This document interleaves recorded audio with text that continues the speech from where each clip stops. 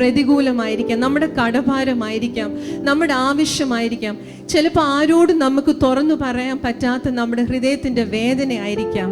വിശ്വാസത്തോട് ഇന്ന് പകൽ നമുക്കത് ഏറ്റു പറയാം. കർത്താവെ, വിശ്വാസം ആശിക്കുന്നതിൻ്റെ ഉറപ്പും കാണാത്ത കാര്യങ്ങളുടെ നിശ്ചയമാകുന്നെങ്കിൽ വിശ്വാസത്തിൽ എന്നും മുന്നേറും ഞാൻ, വിശ്വാസത്താൽ എല്ലാം ചെയ്തിടും ഞാൻ, വിശ്വാസത്തിൽ എന്നും മുന്നേറും ഞാൻ, വിശ്വാസത്താൽ എല്ലാം ചെയ്തിടും ഞാൻ. ഒന്നും അസാധ്യമായില്ല എൻ്റെ മുൻപിൽ, ഇനി ജയം എനിക്കുണ്ട്. ഒരിക്കലും പിശാചൻ നമ്മൾ ഭയപ്പെടരുത്.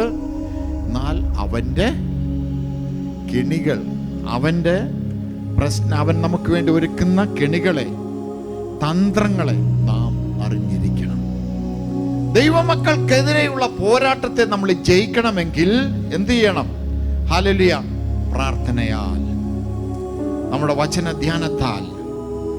ഹല്ലേലൂയ, എല്ലാ ദിവസവും കർത്താവിനെ, എല്ലാ നിമിഷവും കർത്താവിനെ സ്തോത്രം ചെയ്തുകൊണ്ട് മുന്നോട്ട് പോകുമ്പോൾ ഈ പിശാചിന്റെ പദ്ധതികളെ നമുക്ക് തകർക്കുവാനായിട്ട് കഴിയും. നമ്മുടെ ജീവിതത്തിൽ പ്രതികൂലങ്ങൾ വരുമ്പോൾ, നമ്മുടെ ജീവിതത്തിൽ കഷ്ടത വരുമ്പോൾ, നമ്മുടെ ജീവിതത്തിൽ അനേക പ്രതികൂലങ്ങൾ കടന്നു വരുമ്പോൾ നമ്മൾ ആരോടാണ് നമുക്ക് പറയാനുള്ളത്?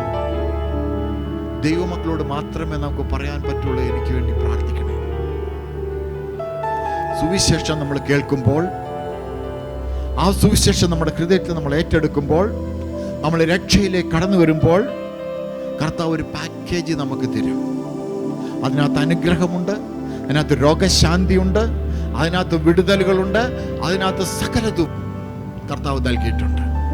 അത് ഞാനിവിടെ നിന്ന് വിളിച്ചു പറയുന്നത് കൊണ്ടല്ല, കർത്താവിൻ്റെ വചനം നിങ്ങൾ ക്രിയ ചെയ്യുന്നുണ്ട്.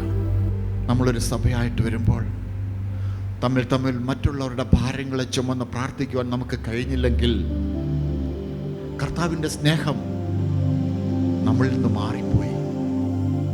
അതുകൊണ്ട് പരീക്ഷയിൽ അകപ്പെടാതിരിക്കാൻ ഉണർന്നിരുന്ന് പ്രാർത്ഥിപ്പിൻ.